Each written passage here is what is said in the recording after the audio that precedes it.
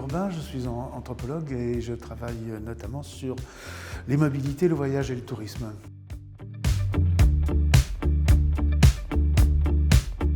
Mon travail s'inscrit d'emblée dans le phénomène de globalisation, dans la mesure où le tourisme s'est internationalisé, que c'est devenu maintenant un phénomène réellement massifié et universalisé, avec cette caractéristique très particulière, c'est que pour la première fois dans l'histoire de l'humanité, il s'agit de la massification d'une recherche de plaisir liée au déplacement.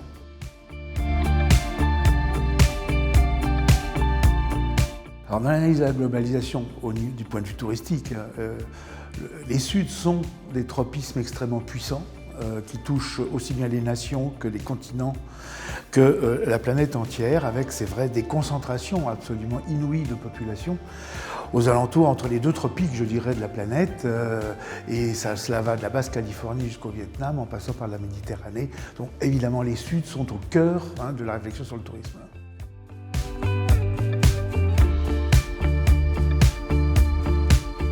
On est absolument, en matière de tourisme, dans un multipolaire.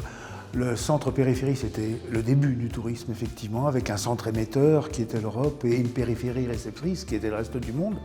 Aujourd'hui, tout ça a volé en éclats. Les intentions de départ en vacances, en voyage, en tourisme sont aussi importantes aujourd'hui au Brésil qu'en Chine, qu'en Russie, qu'en Afrique du Sud, qu'en Europe ou au Brésil. Donc de ce point de vue-là, il n'y a plus, je dirais, un centre et une périphérie en termes d'émetteurs et de récepteurs. En plus, à cela s'ajoute que chaque région planétaire a développé son propre tourisme en quelque sorte local.